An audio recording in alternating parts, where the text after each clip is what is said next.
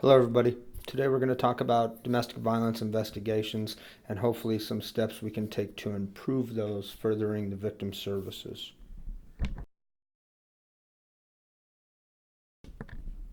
As we go through this presentation, we're going to talk about a couple operational changes, and just want you guys to think about the thought behind all this is to improve the overall safety of our domestic violence victims. As you all are aware, the Marana Police Department provides unparalleled service and unwavering protection, and it's always in the forefront of our actions. This is in everything that we do. This is a burden which we've all chosen to accept, but in addition to our day-to-day actions, one of the things we should do to constantly strive to meet this objective is look at all of our processes, from our processes out in the field, our investigative processes, our administrative processes, to see, one, can we improve upon them? Two, can we be more efficient with them? And three, can we offer a better service? One of those processes which we should always review is domestic violence. Unfortunately, domestic violence occurs way too often in this country and within our community. One of the ways that we do that is we're part of a coalition. Other agencies participate in this, and this includes law enforcement, prosecutors, victim services, and it's just a way to get together, come up with some best practices, discuss ways other agencies are doing business related to domestic violence incidents, how they're further investigating or prosecuting them. With that being said, today we're going to discuss 4 operational changes that we'd like to implement within the police department. As with any changes, there's going to be unforeseen problems and things that are going to need to be addressed or changed. We can't think of everything when we implement these things. Changes are not easy, and they will definitely result in more work. However, they're necessary to better serve the victims.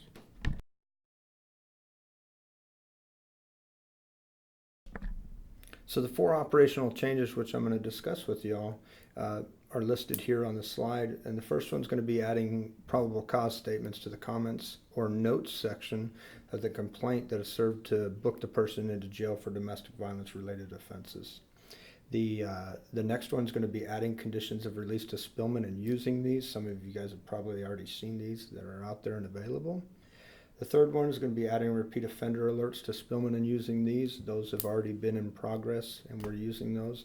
And the last one, the one that's probably going to take the most change for us, is going to be conducting follow-up with the victim within 2 to 4 days of the arrest of intimate relationship domestic violence incident arrests. So the first change we talked about is adding PC statements to complaints when we book somebody into custody for an intimate relationship or intimate partner relationship DV arrest. This is something we currently do for felonies via the felony interim, and it's a pretty simple change.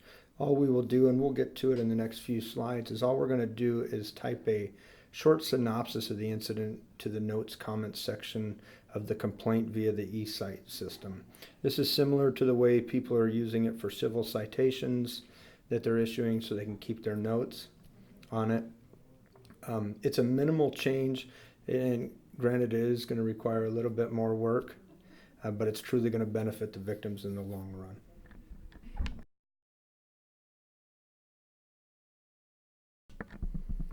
When we thought about this process, we did realize it's additional work for everybody who makes domestic violence arrests. However, it's minimal. We average 7 to 10 domestic violence arrests a month. The rewards are far going to outweigh the work that it goes through. Judges have been requesting this. It allows them to make release orders, conditions of release. It allows them to better make those decisions, and it will be presented to them so they can decide to hold the suspect in jail or to release those people with those specific conditions of release. So how do we add the PC statements? So basically you do the complaint as you normally would, then print their defendant's copy to be placed in their property. After that, we'll detail this in a few slides later. You go to the notes section in the software, type the synopsis or statement. And once that's done, you'll print another copy of the complaint and provide that with the booking staff so the judge may see it.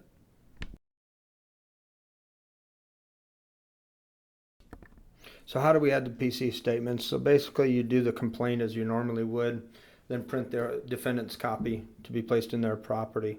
After that, we'll detail this in a few slides later. You go to the notes section in the software, type the synopsis or statement. And once that's done, you'll print another copy of the complaint and provide that with the booking staff so the judge may see it. So as we've been discussing, it's a pretty simple process. How do you add notes? It's the same process you use for adding notes for the civil violation. You click on the notes tab there on the left in the software. You type in your synopsis, your detailed synopsis in the box, and then press OK. How do you print the notes? Once you're done with it, go to the top in the software, click on Notes, then click on Print Notes, and it should print the complaint out with the notes section.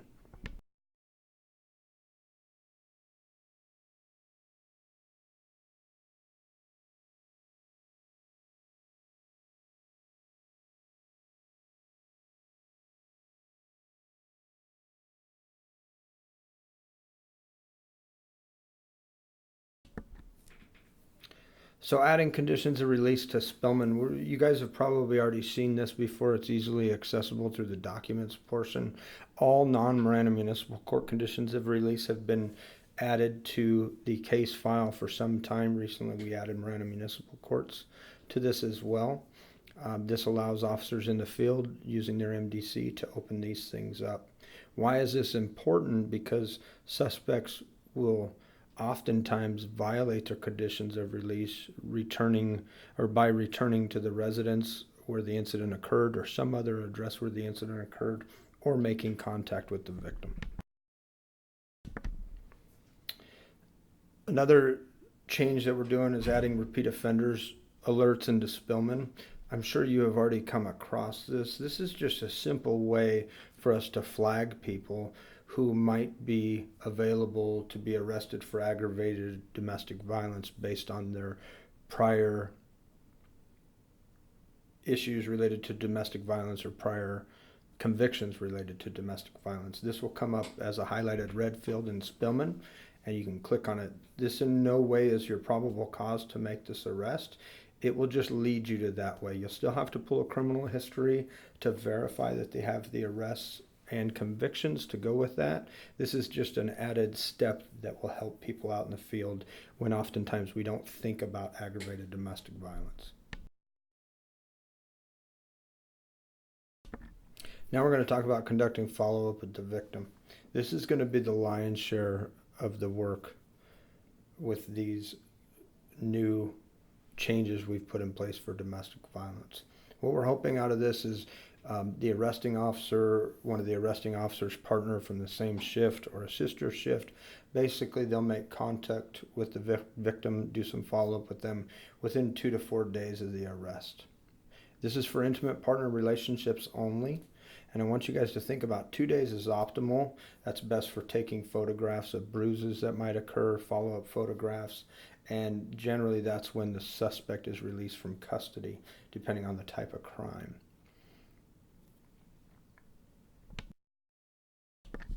So basically what we want you to do is track your domestic violence cases. Criminal Investigations Unit will do this as well via a spreadsheet. More than likely Detective Huerta is going to take over that. But basically we want you to keep in mind when you make domestic violence arrests, I want you to keep that 2 to 4 day calendar in your head. And as you're approaching that 2 day, or say, hey, I'm going off on my days off, you let your partner on another squad know, hey, in 2 days, can you follow up on case number whatever? What we want you to do is we want you to get into the Spillman system and review the conditions of release that are added. If they are not added, you can contact me, or you can contact records or the court to get them. We want you to review the conditions of release and basically make sure that the conditions of release are probably standardized in the sense that they say the suspect is not to return to the location where the incident occurred, suspect should not return to the residence, nor the suspect should not have contact with the victim. While you're at the residence or making contact with the victim, you can take additional statements, photographs, whatever, obviously with consent, or if there's newly developed probable cause, you can look into that further. Provide the victim with the DV letter we talked about. Basically, that provides them with non-law enforcement contact information, tells them what we're doing, kind of explains the program as the overall. Advise them we're there for them, see if we can help in any other way.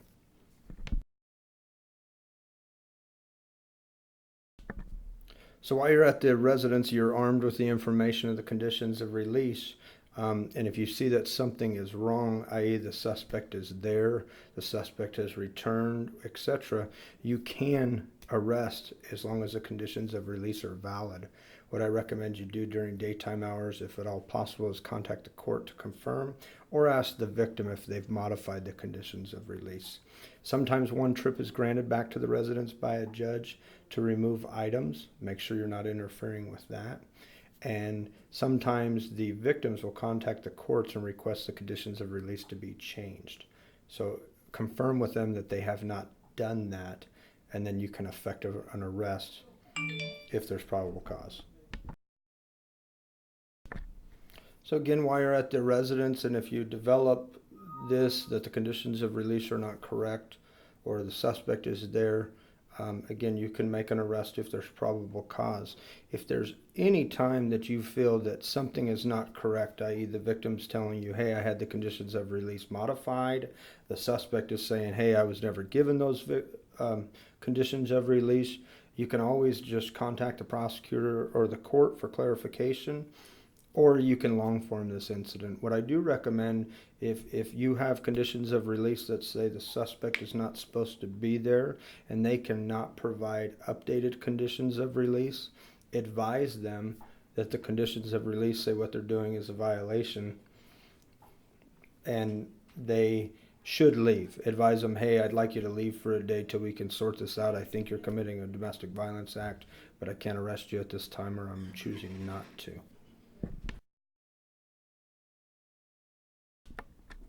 So after you've reviewed the conditions of release, you got with your partner to go make contact, to do your consensual contact at the residence, you show up and you knock it and nobody answers. That's okay, that happens often. Leave that form letter that we talked about earlier in an envelope with your card, indicate your name, case number, and a good contact phone number for you. And then if you don't hear back from them in the future, the near future, at least try one other time via phone to contact them to make sure that they received the letter, etc., and document all of these attempts and contacts via a supplement. So how are we going to keep track of the follow-up done with the victim in person, or the attempted follow-up? These will all come through the Criminal Investigations Unit.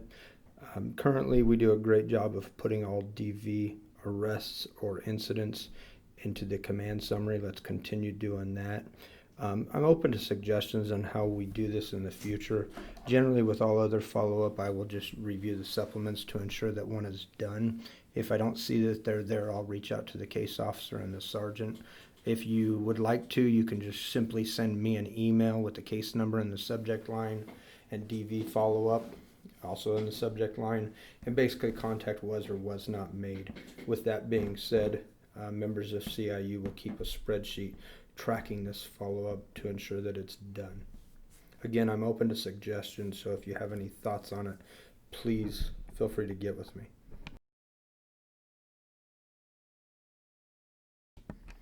This is the victim letter we talked about earlier. It's on one sheet, so just a single sheet of paper.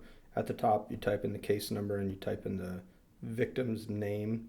Other than that, you really don't need to change anything. This will be the letter that we provide them. If you go through and read the letter, it just provides them with additional information, additional phone numbers, resources that they can reach out to.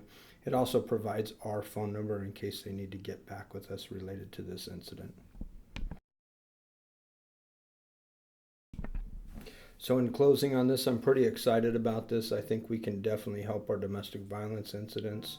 As with anything else, we will probably need to modify this as we proceed further and to better grow this program.